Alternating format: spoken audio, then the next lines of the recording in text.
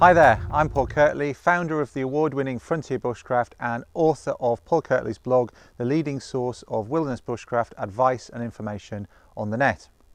Now, in this video, I'd like to share with you some fire lighting tips. Lighting sheets of birch bark like this with matches or a lighter are very easy.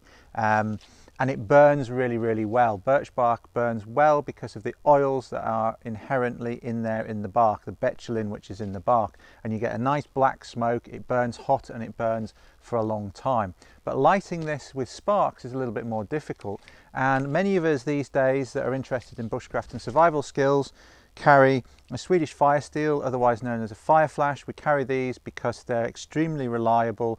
You can get many sparks from them, many more fires from them than a box of matches or a lighter. But where people have some difficulty, the thing that they find a little bit tricky, is lighting sheets of birch bark like this with a spark. It's actually very simple, it's quite easy, and in this video I'm going to show you some tips and some tricks on how to get this lit really easily with some sparks.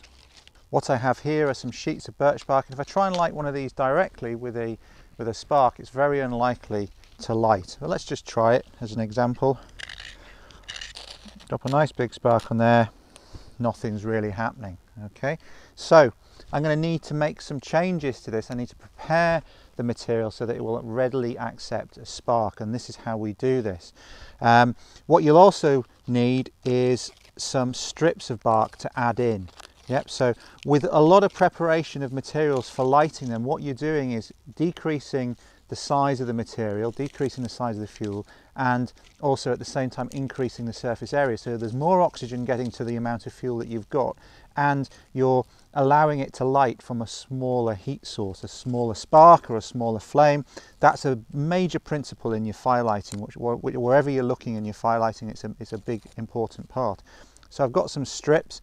Having some thin ends, some tapers like that, like this, is very useful as well, because you can feed those in. They're quite fine and they light very readily. Now, to prepare the surface of the sheet of bark to accept our spark, what we do is we scrape that up. And we use our knife to do that. Also, if you've got a striker, some of the fire steels come with a striker, you can use the striker to do this, but more efficient still is using your knife. And what you do is scrape up the surface like so.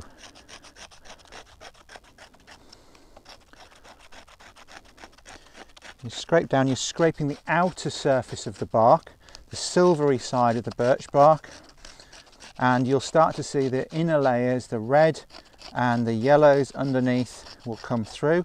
You can see there that I'm creating quite a fine dust, fine shavings. On a windy day, you really need to protect those. If you can, try and keep the shavings attached. The better quality bark, the shavings will stay on there very readily.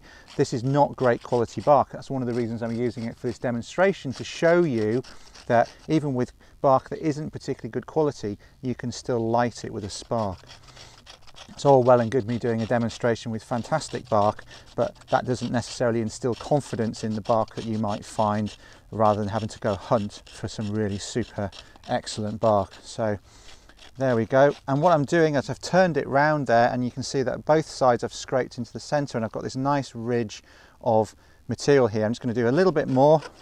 As with a lot of things in bushcraft, if you think you've done enough, do just that little bit more. We're all naturally a little bit lazy, and we seek to try and minimise the amount of effort that we put into things, but with your fire lighting, make sure your preparation is good.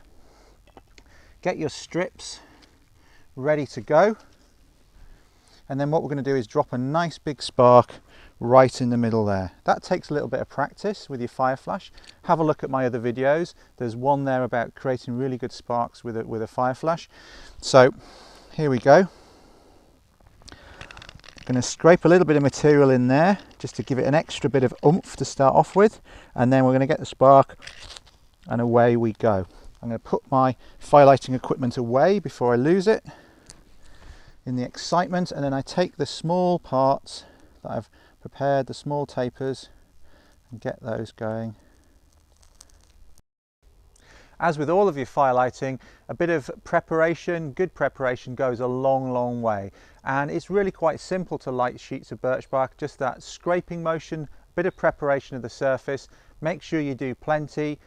drop a nice spark on there and away it goes. Have the other pieces ready to add in and you've got a certain fire, even in really wet conditions. So I hope that serves you well. I hope you find that useful. If you like this video, please go to my blog paulkirtley.co.uk, where you can get 20 more free videos just like this one. That's at paulkirtley.co.uk. I'll send you those videos straight away. So thanks for watching, and I'll see you in the next video.